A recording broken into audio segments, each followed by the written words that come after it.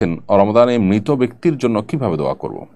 কোনো খতম বা এই ধরনের কিছু করা জায়েজ আছে কিনা? খুবই প্রাসঙ্গিক একটি প্রশ্ন করেছেন।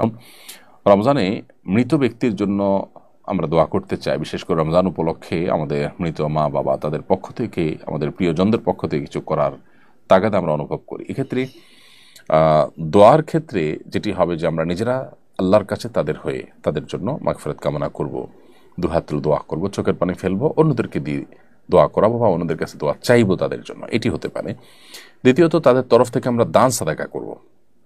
মৃত ব্যক্তির জন্য যে সমস্ত বিষয়গুলো করা যায়, তাদের পক্ষ থেকে উমরা করা যায়, হজ করা যায়, দান সাদাকা করা যায়, কোনো ব্যক্তিকে আপনার খাদ্য দেওয়া যায়, আল্লাহর কাছে দোয়া করা যায়। অনেকগুলো আমাদের মতে আপনি কোরআন কারীমের তেলাওয়াত পড়ে যদি বলেন যে আল্লাহ এর সবটা আমি তাকে দিতে চাই, সেটা অনেকের মতে দেওয়া যায়। এই যে ব্যাপারগুলো যেগুলো মৃত ব্যক্তির তরফ থেকে করা যায়, সেগুলো আপনি করবেন। এর বাইরে খতম করার একটা প্রচলন আমাদের সমাজে আছে, যে রমজান উপলক্ষে আমাদের মৃত ব্যক্তির তরফ থেকে খতম করে। আসলে লোকজন ভাড়া এনে টাকা পয়সা দিয়ে খতম করালে সওয়াব তো হবেই না, বরং গুনাহ হবে। কারণ খতম কোরআন কারীম তেলাওয়াত পড়ে শেষ করা বা তেলাওয়াত করা এটা একটা ইবাদত, এটার বিনিময় দেওয়া এবং নেওয়া জায়েজ নাই, বিধায় এটা চলবে না।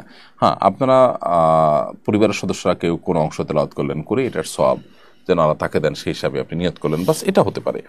এবং আপনারা নিজেরা ভাগযোগ করে নিলেন, পুরো 30 পারা কোরআন নিজেরা ভাই বোন বা আত্মীয় স্বজনরা ভাগ করে নিলেন, এবং সবাই যে যেটুকু পড়লেন এটার সব যেন আল্লাহ তাআলা তাকে পৌঁছে দেন, সেজন্য দোয়া করে, এটা হতে পারে অনেক ইমামদের মতে, সেটির সুযোগ রয়েছে।